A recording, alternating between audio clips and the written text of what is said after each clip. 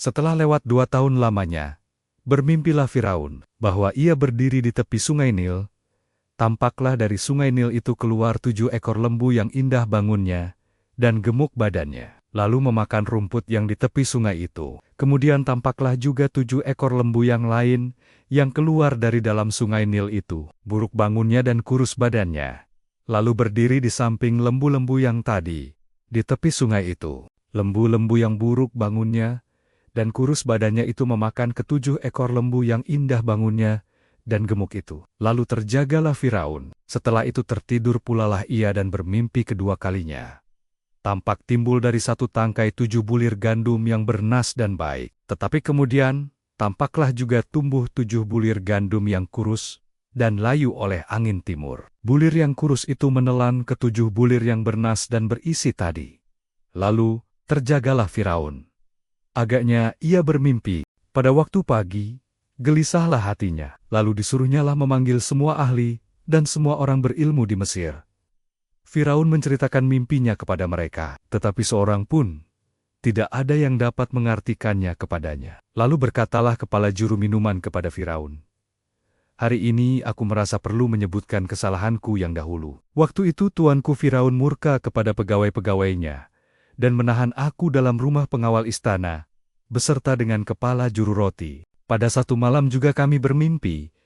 Aku dan kepala juru roti itu, masing-masing mempunyai mimpi dengan artinya sendiri. Bersama-sama dengan kami, ada di sana seorang muda, Ibrani, hamba kepala pengawal istana itu. Kami menceritakan mimpi kami kepadanya. Lalu diartikannya kepada kami, mimpi kami masing-masing. Dan seperti yang diartikannya itu kepada kami, demikianlah pula terjadi. Aku dikembalikan ke dalam pangkatku, dan kepala juru roti itu digantung. Kemudian Firaun menyuruh memanggil Yusuf. Segeralah ia dikeluarkan dari tutupan. Ia bercukur dan berganti pakaian, lalu pergi menghadap Firaun. Berkatalah Firaun kepada Yusuf, "Aku telah bermimpi, dan seorang pun tidak ada yang dapat mengartikannya. Tetapi telah kudengar tentang engkau. Hanya dengan mendengar mimpi saja engkau dapat mengartikannya." Yusuf menyahut Firaun, "Bukan sekali-kali aku, melainkan Allah juga yang akan memberitakan kesejahteraan kepada tuanku Firaun."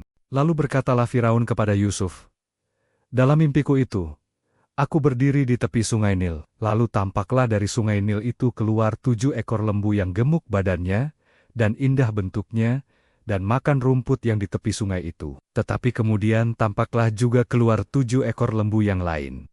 Kulit pemalu tulang, sangat buruk bangunnya, dan kurus badannya. Tidak pernah kulihat yang seburuk itu di seluruh tanah Mesir.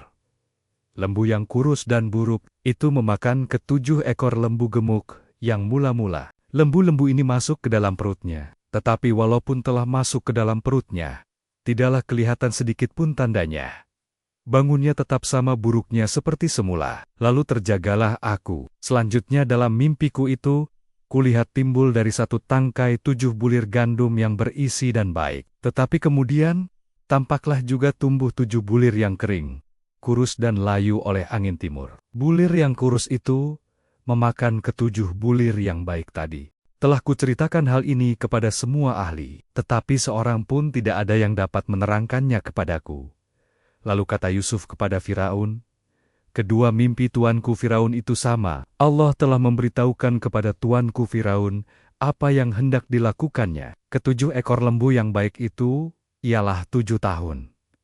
Dan ke-7 bulir gandum yang baik itu ialah 7 tahun juga." Kedua mimpi itu sama. Ke-7 ekor lembu yang kurus dan buruk, yang keluar kemudian, maksudnya 7 tahun. Demikian pula ke-7 bulir gandum yang hampa dan layu oleh angin timur itu, maksudnya akan ada 7 tahun kelaparan. Inilah maksud perkataanku, ketika aku berkata kepada tuanku Firaun, Allah telah memperlihatkan kepada tuanku Firaun apa yang hendak dilakukannya. Ketahuilah tuanku, akan datang 7 tahun kelimpahan di seluruh tanah Mesir. Kemudian akan timbul 7 tahun kelaparan. Maka akan dilupakan segala kelimpahan itu di tanah Mesir, karena kelaparan itu mengurus keringkan negeri ini. Sesudah itu akan tidak kelihatan lagi bekas-bekas kelimpahan di negeri ini, karena kelaparan itu.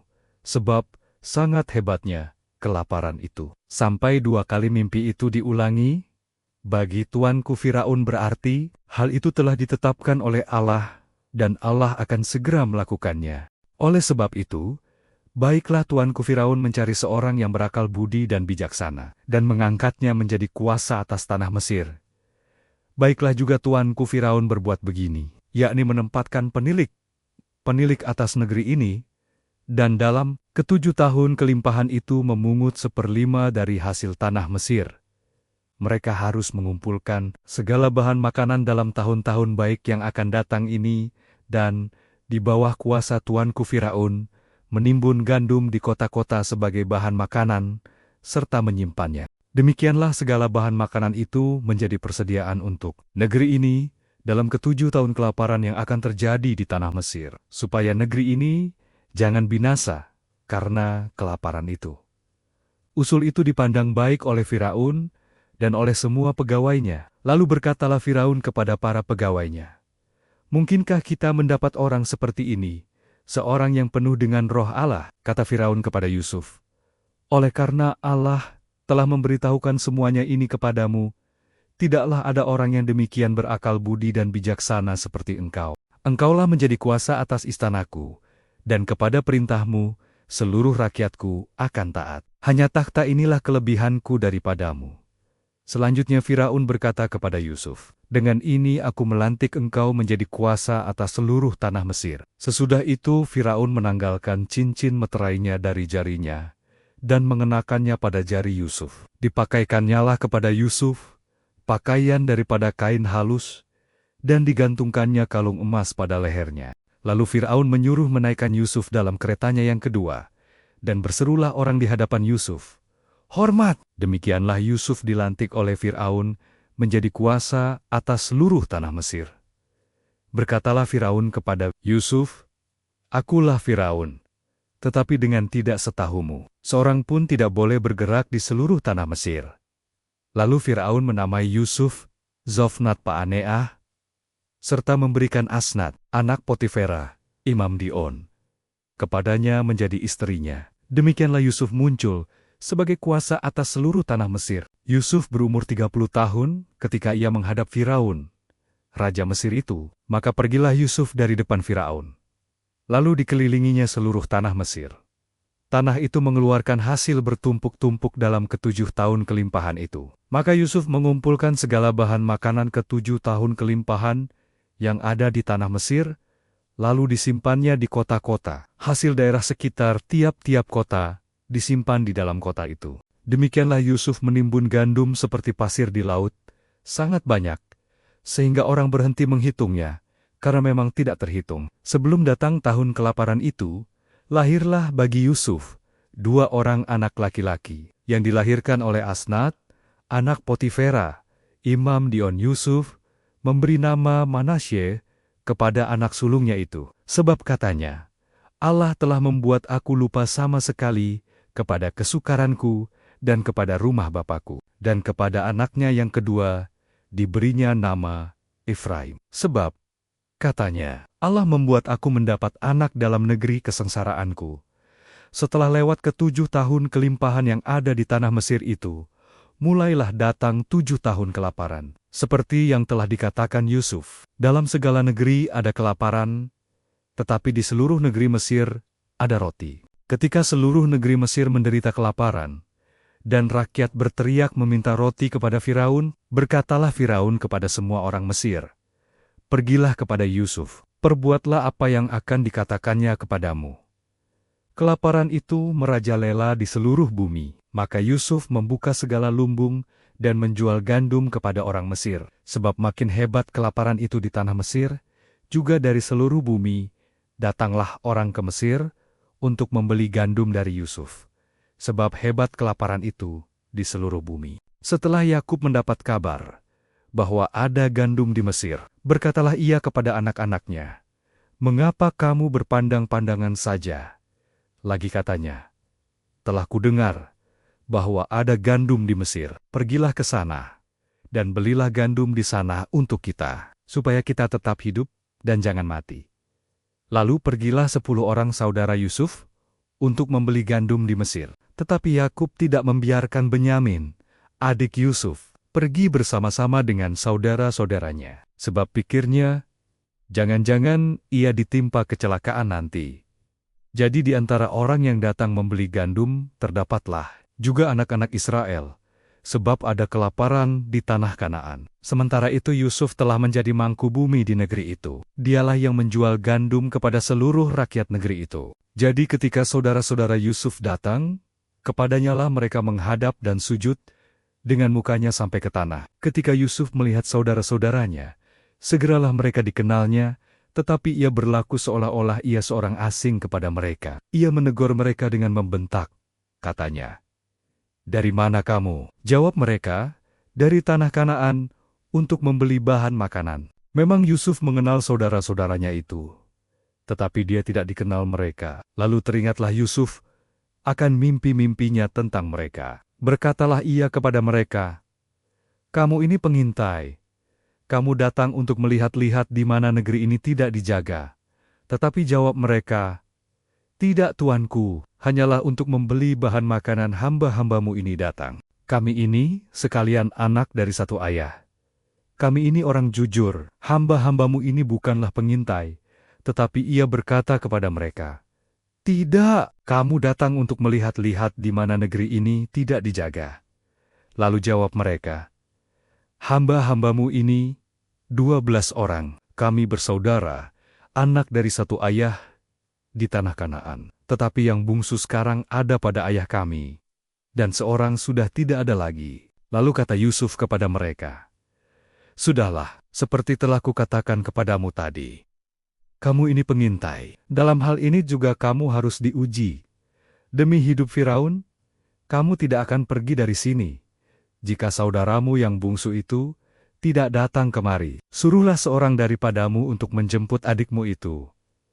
Tetapi kamu ini harus tinggal terkurung di sini. Dengan demikian perkataanmu dapat diuji, apakah benar, dan jika tidak, demi hidup Firaun, sungguh-sungguhlah kamu ini pengintai."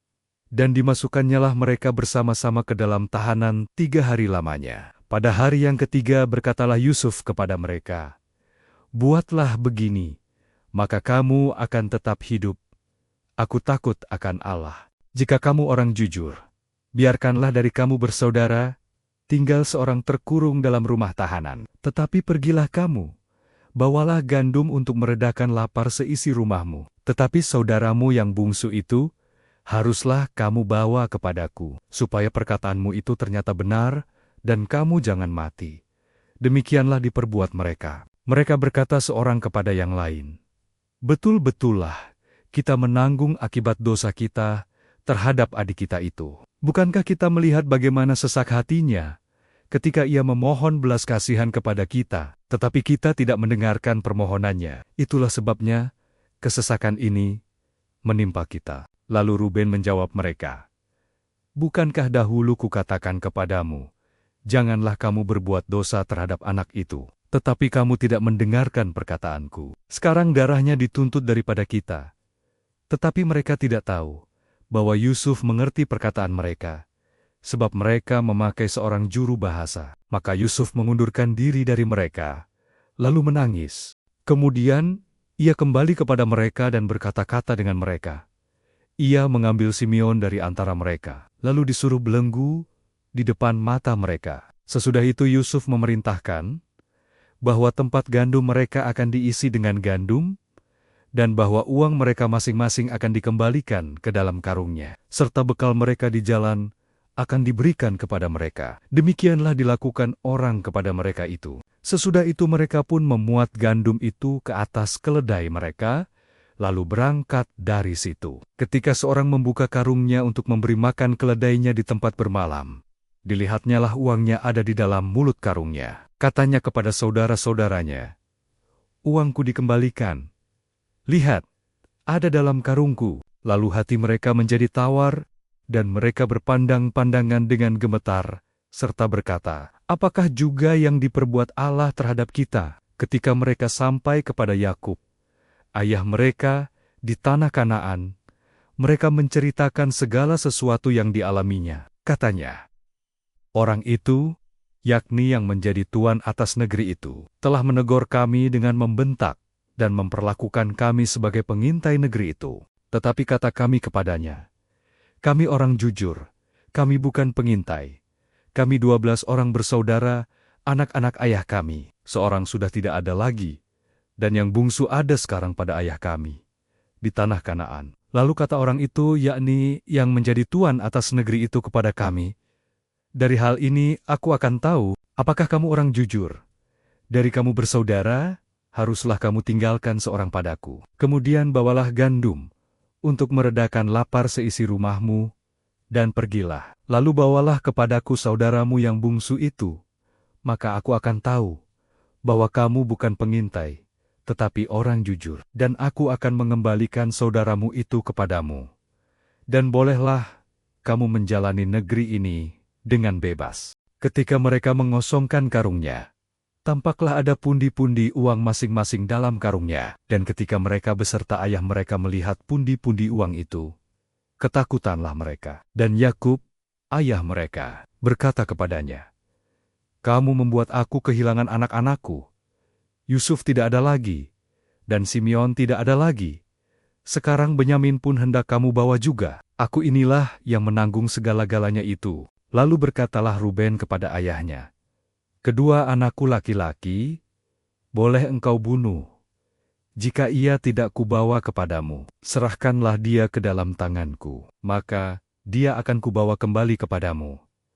Tetapi jawabnya, anakku itu tidak akan pergi ke sana bersama-sama dengan kamu, sebab kakaknya telah mati, dan hanya dialah yang tinggal. Jika dia ditimpa kecelakaan di jalan yang akan kamu tempuh, maka tentulah kamu akan menyebabkan aku yang ubanan ini turun ke dunia orang mati karena duka cita.